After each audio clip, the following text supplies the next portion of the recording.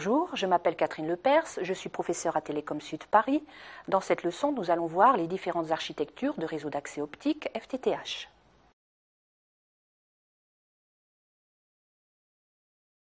Les opérateurs de télécommunications ont choisi les longueurs d'onde suivantes dans les réseaux d'accès optique.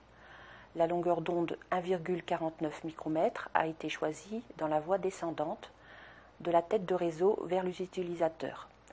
À cette longueur d'onde, l'atténuation est de 0,2 dB par kilomètre. Ils ont choisi la longueur d'onde 1,31 micromètre dans la voie montante des utilisateurs vers la tête de réseau. À cette longueur d'onde, l'atténuation de la fibre est de 0,5 dB par kilomètre. Dans l'architecture point-à-point, l'utilisateur final est relié à la tête de réseau par un lien optique.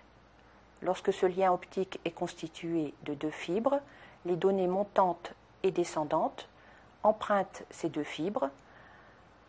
Dans ce cas, il n'y a aucun problème de collision entre les données descendantes et les données montantes.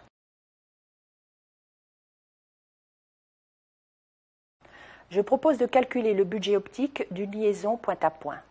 Cette liaison est constituée d'un émetteur optique situé dans l'OLT de puissance d'émission PE en dBm et de longueur d'onde 1,49 micromètres, de deux connecteurs d'atténuation 0,5 dB, d'une fibre optique de longueur L à 1,49 micromètres, l'atténuation de la fibre est de 0,2 dB par kilomètre, comme nous l'avons vu précédemment, d'une marge système de vieillissement de 3 dB pour tenir compte du vieillissement de l'émetteur optique. Dans ces conditions, la puissance reçue en dBm est égale à la puissance émise en dBm moins 0,2 multiplié par L en dB moins 2 multiplié par 0,5 en dB moins 3 en dB.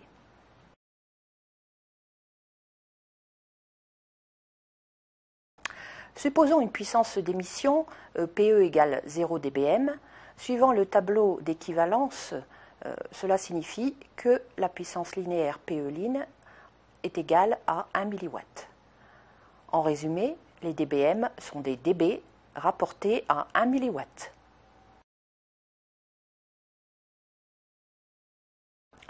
Le coupleur optique du nœud de l'architecture point-multipoint peut être réalisé en optique guidée. Avec cette technologie, on rapproche deux fibres optiques sur une longueur Z et par onde évanescente, on couple la puissance lumineuse injectée dans la branche 1 du coupleur dans les branches 3 et 4 de sortie du coupleur.